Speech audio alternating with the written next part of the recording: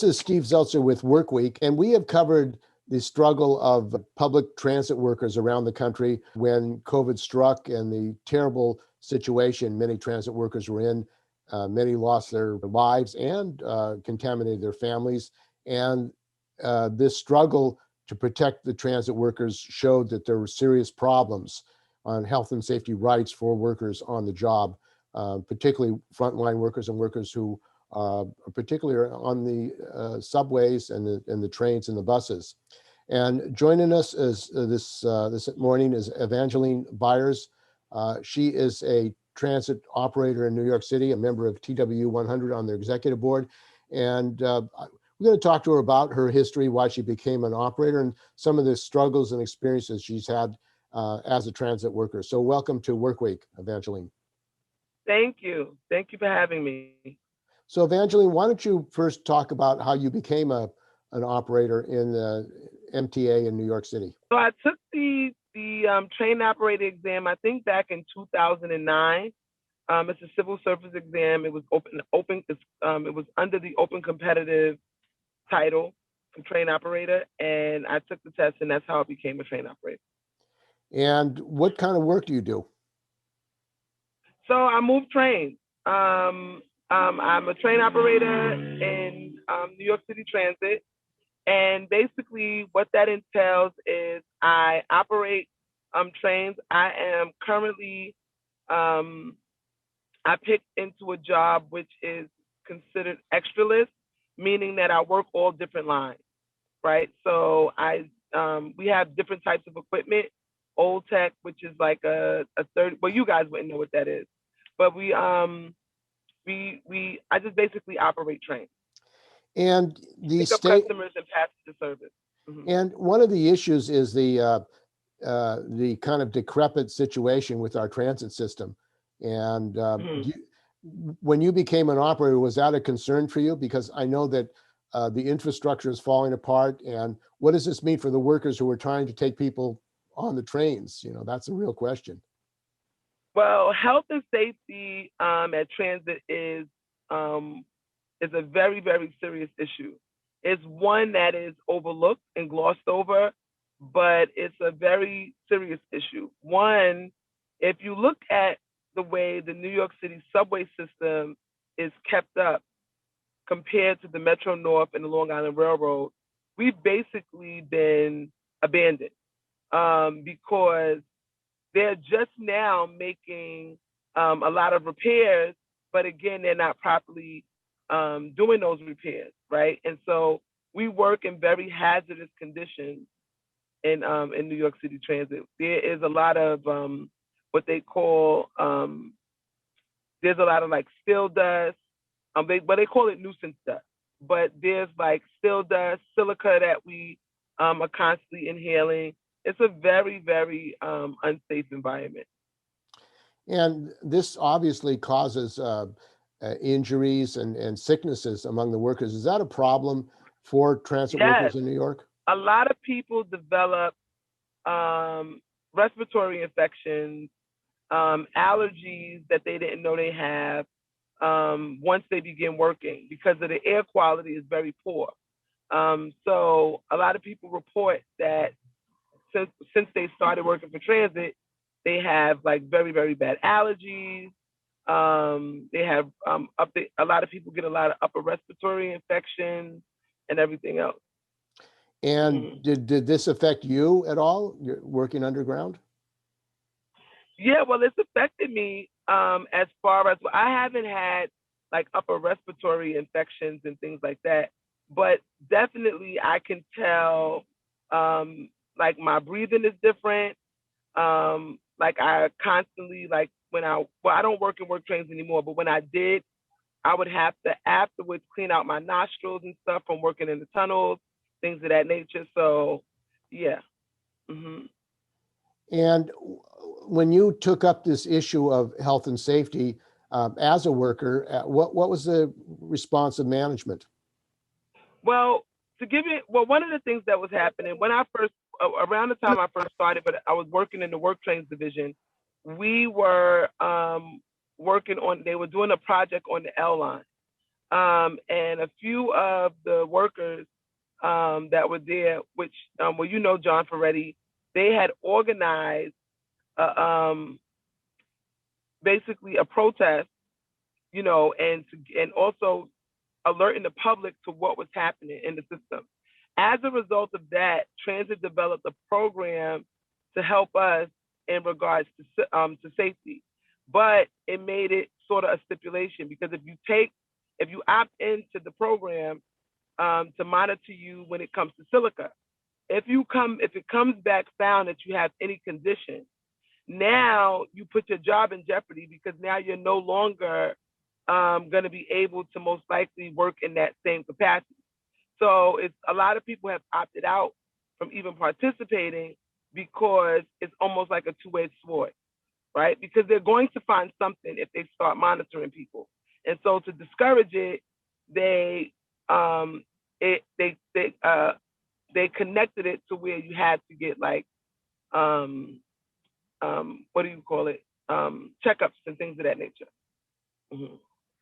And what was the role of your union? It's a powerful union, TWU100. How did you become involved in it? And did you raise these issues with your union? Yes, we brought it before the executive board. Now, there's a lot of issues dealing with unions, not only my union, but unions at large.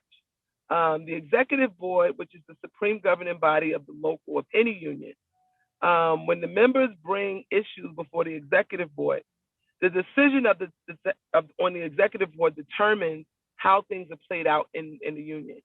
So when we brought the issue of silica dust and all of those things to the local, they never picked it up for review. It was nobody ever looked into it. It was basically, you know, told that they've been taking care of it, things of that nature, but they never made a move to really protect us. And don't they have a health and safety committee in TWU100? They have a health and safety committee, but my opinion of this whole situation is that the leadership in our local, our union president has already reached 40 years on the job, which a large amount of that time he's been in the union. He's no longer up for the fight. He's well fed and unconcerned, right? He's very comfortable, very, very rarely comes out into the field to inspect anything, doesn't answer emails, doesn't answer phone calls, is very removed from the membership at large. He's in his cushy president position, and he doesn't take any action unless forced. So when we're putting the pressure on, then you may see him come out and make some type of statement or something like that. But other than that, he's very much far removed from the membership. And why don't you talk about COVID, the pandemic, what happened to you and other drivers in MTA and transit in New York City when it hit? Well, I've started calling the pandemic for transit workers our 9/11. When the pandemic struck, and we started knowing that the pandemic was actually, you know, in full swing. You know, we saw what was going on in Wuhan. We got the reports. They were talking about masks and, you know, ways to keep yourself safe and things of that nature, that it was no way to stop it. It was definitely going to spread. Members started wearing masks, and they were told if they wore the mask that they would be taken out of service, and things of that nature. Like they were threatened by management and things of that nature. So workers were threatened by management for wearing a mask? Yes, in the early days of the pandemic, right? Right before the pandemic hit, actually. So people were getting, you know, we were getting the reports from the news of what was going on. So as a result, we know that when people are traveling to and fro, your mode in New York City to get around to the airports, to different places, you take train. So being that we're so open and exposed to the general public, people started taking precautions, like, you know, wearing masks and things of that nature. And management said that they would, you know, reprimand us if we wore it. And so it was a back and forth for a while. The union never really stepped in to fix that. What happened was when they finally, you know, it went out that the city was being shut down due to a pandemic, everybody had to quarantine, we were made to stay at work. The first call of someone contracting COVID came from a department that I was telling you I was originally from, which is work trains, the work trains division. The person called in and reported that they were being kept in the hospital, that they had been exposed to COVID. They had called the people who they were around to let them know that they needed to get out of, work, that they needed to leave immediately and go get themselves checked because they had COVID and they were being kept and they were having like a hard time breathing, going through all of the symptoms of COVID. And being that I'm on the executive board and I used to be in the work trains division, a lot of the guys have my number. So they gave me a call in the middle of the night. The call came in about 3:00 in the morning, asking me what should they do. They just got a call that someone may have had COVID. They were told that they do have COVID, and what should they do? I said, well, you need to immediately contact the supervisor and let them know. I'll call an emergency meeting with the president of the local and go in to let them know that it's time for them to put a plan in place. I contacted the president of the local. I went in to talk to him about what was happening. Someone tested positive, and we need to put a plan in place. I went in to meet with him, and they were very not concerned. The union's attorney's name is Dennis Engel. Mr. Engel instructed the president that there was nothing that he could do about this. There was no way to stop it, and there was nothing that they could do. When I talked to them about letting the membership know at large what they can do and that people are testing positive and that they need to protect themselves, they told me that they could not let the membership know. It had to first go up to Albany, where the governor is, and it first had to go through some central registry, which was totally a lie, right? And then once it came back down from Albany that these people tested positive, then and only then could they alert the membership. As a result, after I had that meeting with them, that was like on a Wednesday. By Friday, I had to go out and quarantine because I had now tested. I didn't test positive for COVID, but I was having all the symptoms of COVID, and I did have COVID. And so from that time on, we basically were thinning and taking care of ourselves. There was no one helping us from the local to make sure that we were safe. Sometimes the union reps were answering their phones, sometimes they weren't, but there was no general consensus on how they were going to deal with it. We were just forced to stay at work when we didn't have to.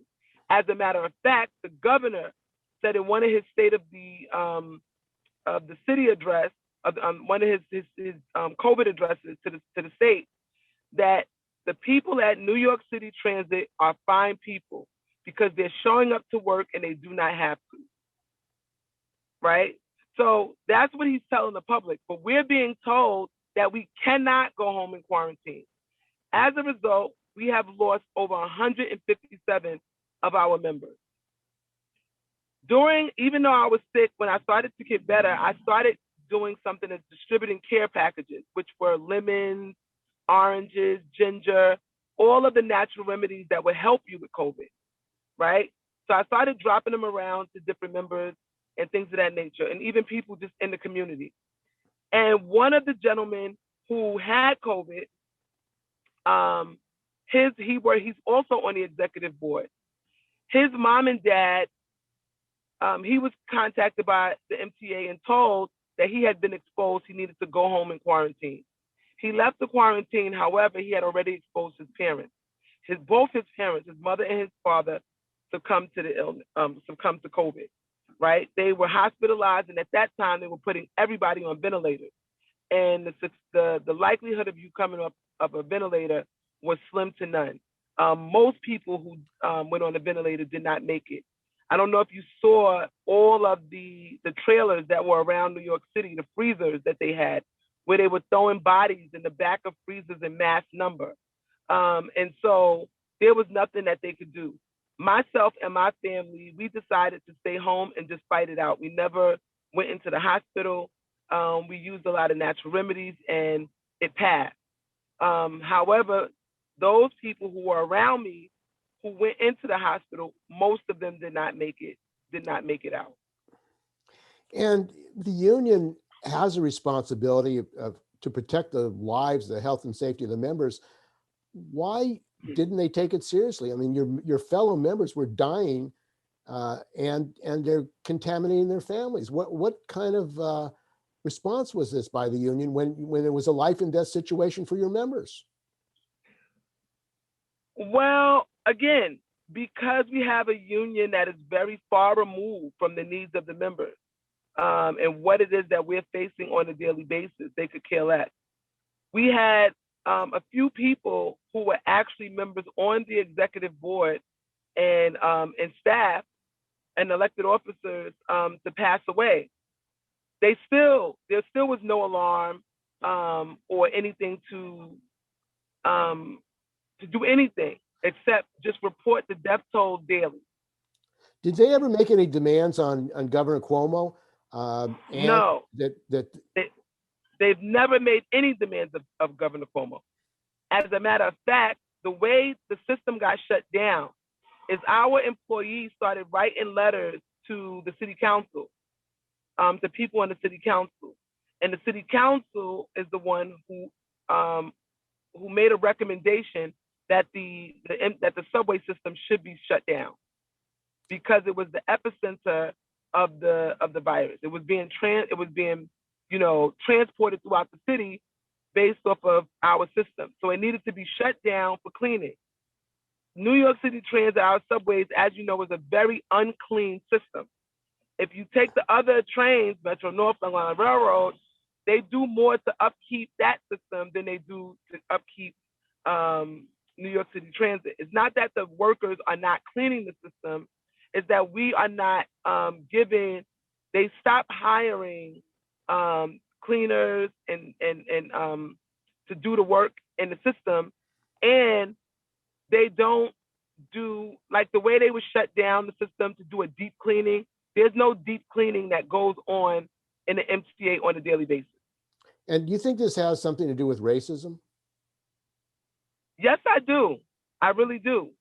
If you look at our workforce in New York City Transit, the predominantly Black and brown or minority, just period, minority system, not only Black and brown. We have Black people, Asians, Latinos, East Indian. We have all types of people that work for transit, but the majority of it are people of color. And because of this, I believe it, because wherever you find large populations of minorities, you find systemic racism at its root, right? And a lot of these institutions is just ingrained. And I really believe that was a part of the process, because when you look at the Metro North and the Long Island Railroad, they did not have those type of casualties, right? They did not expose their people in the way we were exposed. They made us operate, they made us come in full schedule, even when the trains were not running on full schedule. And so for all of these reasons, I believe that racism is a root and an evil that we find in the MTA. And the issue of OSHA, the New York OSHA program, you're supposed to have OSHA inspectors. Did you ever try to get in touch with New York OSHA and OSHA inspectors come and see if you were being properly protected? No, I didn't. I don't think that the union did either. Not to my knowledge, that never occurred. No. So the OSHA, we pay taxes for that. Workers, people in New York pay taxes for OSHA, for inspections, for health and safety protection. Did the union ever demand that OSHA come in and do investigations and instructions so that you were protected on the job? No, there was no instruction of how we were to protect ourselves. As a matter of fact, transit for a long time didn't give us PPE. When they did start to give us PPE in the beginning, they were trying to make us wear the same mask for a week. And we had to sign for masks. Everything that was supposed to be readily available to us, it was not. So it was a very trying and stressful time. A lot of our members have been impacted. People have lost their spouses, their mothers, their fathers, their sisters and brothers, children. So many people have succumbed to this, and a lot of people are suffering in silence. I get a lot of phone calls talking to members who are in trouble because they were operating their train and they started thinking about their loved one and wound up having an incident on the train. One gentleman was telling me about being in the train yard and he rolled into a bumper block thinking about the loss of his wife. Even through all the trauma and the stress that we've been through, we have no mental health days, right? There's been nothing to help us deal with all of the trauma that we've experienced working through a pandemic. I don't think they even care. While everybody else, even the MTA, they made sure all of their executives and the people who work in office buildings, everybody was home quarantining. Some of them are still not back, have not returned back to work yet, and are still working from home due to not wanting to expose them to COVID.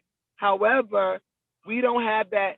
However, we don't have that same we didn't have that same option in New York City Transit. And you decided to get involved in the union. You were on the executive board. You raised these issues and concerns, and you believe now you're running for president. Why did you decide to take up this issue in the union, and what are the obstacles that you faced even trying to raise this issue as a candidate, and what kind of change do you see in the union making so that this won't ever happen again? Well, the union has not put anything in place to make sure that this type of thing never happens again. There's been no protocols or anything put in place. The New York City has a pandemic, the MTA had a pandemic safety plan that they failed to implement, that they had since 2012. We would hope that in the event that something like this was to happen again, that there would be better practices. However, there's nothing in place that I've seen that would make it better, except they now have COVID testing if you need to be tested and things of that nature. But as far as prevention, there's nothing. And what kind of obstacles are there to run for office? I mean, the structure of the union, is that an impediment to kind of making the changes you need to make in your union? Oh, wow. It's interesting that we're talking about this. Just this past week, this last week on Thursday, I attended an executive board meeting where they were supposed to nominate people for the executive board. For the elections committee. The union has now changed all of the rules of the to the election rules, and we never nominated anyone. Everything that's happening is being forced upon us. So the union, the executive board right now is under the control of the union president, right? And because it's under the control of the union president, we don't have an independent executive board. Therefore, anything that they want to implement gets passed, even though it's it's not in the best interest of the membership. And that's just what happened on Thursday. So they come in, they give us these election rules, they tell us they're changing this, they're changing that. It's a 40-page document. Now, whenever they give us something that we have to vote on this critical, they're supposed to bring us the document and give us time to read it. Not the local's attorney stand up there who wrote the basically put together the election rules and go over it to tell us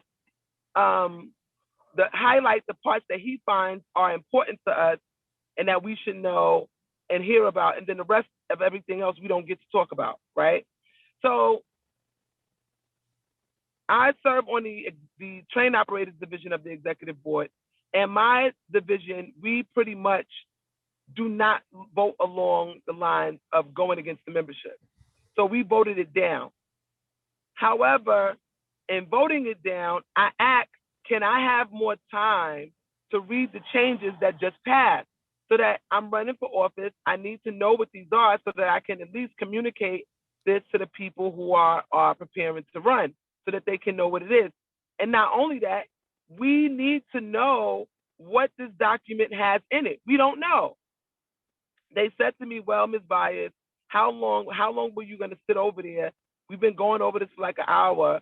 Why haven't you, you didn't get a chance to read it? I said, how am I going to read something when he's saying, refer to this page, refer to that page, turn here, and just talking. I never got a chance to fully review the document. So as a result, I told the president, I said, listen, I took the paper and I went and sat down and I took out my pad and I started trying to write down, go page by page and write down the information. Because I didn't give them back the document when they said to turn it back in, which whenever they give us something that we have to vote on, this critical, we're supposed to keep the document. They made us give it back and told us that it'll be out later, no later than September, right? So from now into September, as we're supposed to be preparing for the election, we have no knowledge of what the election rules are because they're not up on the website, and whatever was before is no longer there. And so these are the types of things that challenges I'm facing as far as it comes to a democratic process in running for office within the union and them trying to put us at a disadvantage. And this issue of not even getting the documents you're voting for, you think that this should be allowed? I mean, is your international president Samuelson aware of that? I mean, what? They're all in it together. The people who are running our local now are his appointees, right? When Samuelson left, he gave it over to Tony Atano. After he gave it to Tony Atano, he's become our president. What we find is that when the presidents leave, they hand it off to whoever they want to have it next. So the union members are not even picking who they want to represent them. One president is handing it over to someone else. And as a result, this is how we are being undone. As you probably know, unions used to comprise 35% of the workforce in the United States. It's currently at 6%, and it is steadily on the decline. And this is why there is this corporate model of unionism now, not about fighting, not about protecting workers' rights or anything else. New York City is a union state. All of the issues around COVID and health and safety during this pandemic was not highlighted by one union president, not one. It was the workers themselves taken to the street, leaking information, using social media as a way to be heard. This is unconscionable. This is a gross miscarriage of justice. And this is why I decided to run for president of Local 100. I have a whole lot working against me, but I'm very much up for the fight. And your ability to communicate, is there an opportunity to reach out to all the members? How are you trying to communicate to the members directly, since it seems you have a union bureaucracy that doesn't want even to get the documents that you're voting on to get to the membership? Well, I have a background in organizing. When I was a college student, I led the Medgar Evers College student movement. I took on the governor at the time, the CUNY Board of Trustees, as well as the chancellor of CUNY. And CUNY is a huge institution within New York State. Due to that activism and the type of work that I did there has basically prepared me for this, because it's basically the same type of fight, right? Going up against the MTA board, corrupt leadership, organizing people. So my ability to organize is what basically has catapulted me and put me as a force in this campaign.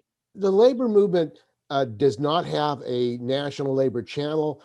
They spend millions of dollars of our union dues for politicians.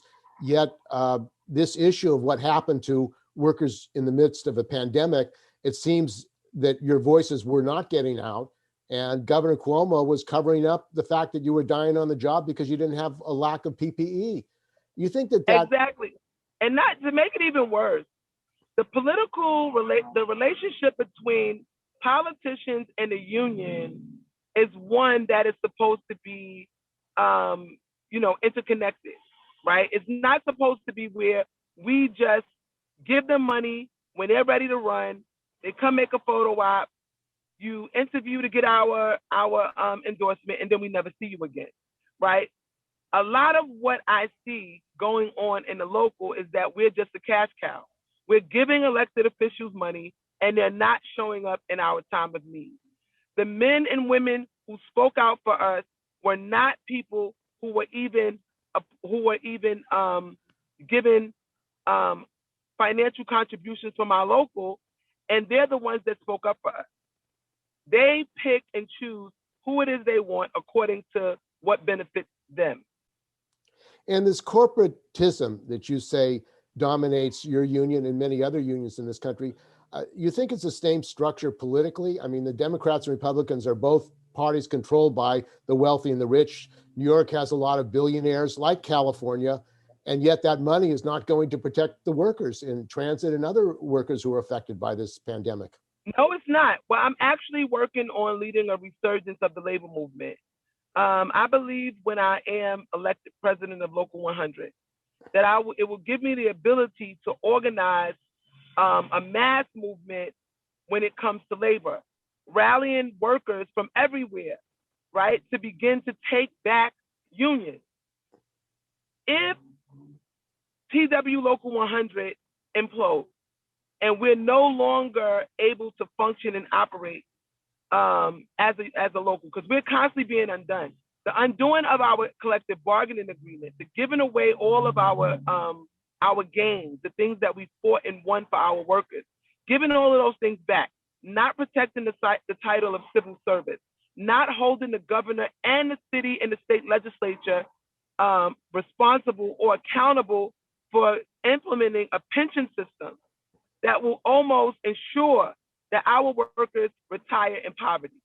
This is not the way unions are supposed to work, right? And so we have to make sure that as the people who are here now, we have to make sure that we lead the way. We have to make sure that we put systems in place to where our workers are protected. Unions are a very strong force when they are, when it's being carried out correctly. And the issue of privatization, outsourcing, is this a concern of yours in transit and TWU? Well, it's always a threat, right? It's always a threat. However, I don't think it's so much of a threat of privatization at the moment. What we're dealing with right now is what they did try to bring in. They're really trying to break our union. If they can make us so weak, get back all of our contractual gains, the job is no longer worth anything, right? Taking away our overtime, extending what is a work day, making us pay a whole lot into our health care, not giving us wages that ensure that we can even live in the city that we work in. All of these issues around that's what we're dealing with right now. And are you optimistic that the members are going to get involved, get activated, and make the change that's necessary for your union to begin to represent your membership? We have 46,000. Well, no, we don't even have 46,000 members anymore. We have 41,000 members, 5,000 that are already gone, and I'll explain that to you in a second. So we have 41,000 members, and I've been out and I've been able to make it throughout the system. Everyone in some capacity has either heard of me or come in contact with me in some way. I have a very strong Facebook presence. I put things on the internet, on like YouTube, Instagram. So I'm very good at my social media use and things of that nature. And I go out every day and I campaign. I give out, I made a newsletter that has my platform in it. It gives you a little bit about who I am. And 1 second, my phone is running low. Hold on. It gives you a little bit about who I am, where I come from, my background, and my platform. So yes, I'm definitely out there every day, pounding the pavement, going to different quarters and stuff and meeting with the members. I am very effective on the ground. Once I go into any shop and I begin to talk about the issue, remember, I'm at my tools. I currently operate my train. I never took a job from the president. I stayed at my job and as an elected officer.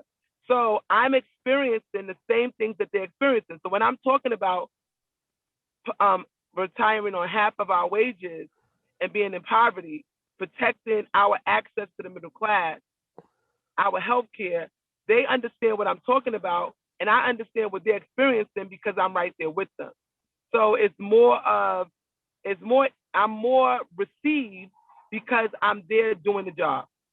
The issue of communication, you're using social media. Do you think your union and the labor movement should have its own channel? I mean, it seems like Local 100 could have a streaming channel. You could be interviewing workers throughout the local. What are the issues, health and safety issues, COVID? So workers' voices are being heard, not just by your members, but all working people in this country. Of course they should. It's a reason why they don't. A part of my platform is I have a mantra that I say, which is educate, agitate, organize. You have to have an educated body of workers on unions issues, understanding their contractual gains and things of that nature.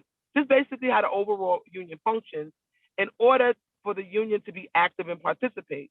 The fact that the union has decided to not educate its workforce anymore, not have them involved in different issues when it comes to dealing with their contractual gains or any issues, right? That is the breakdown. It's an orchestrated effort. It's a concerted effort to ensure that we get no information. A part of my campaign when I go out, I take the bylaws with me, even though they're on the union's website. Many people don't even know that the union has a website. And right there in the field, sometimes I just hold the shop gate to help them to understand what it is. To show you how bad it is at Local 100, our union no longer is running the shop stewards program.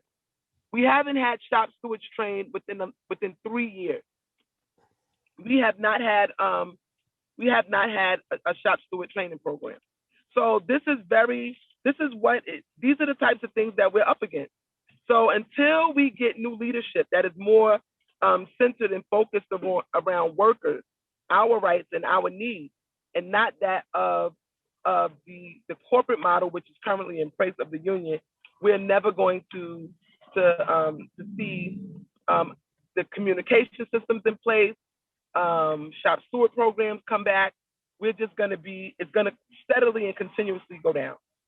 Okay, well, I want to thank you for joining us. We've been talking with Evangeline Byars. She's a train operator and on the executive board of Local 100, talking about her life and the life of other transit workers in the midst of a pandemic and the issue of what the union should be doing, what it's not doing, and the fight that she's making in her local to defend the members so that they can have a decent life. So thanks for joining us on Work Week, Evangeline. Thank you so much for having me. Thank you so much for having me.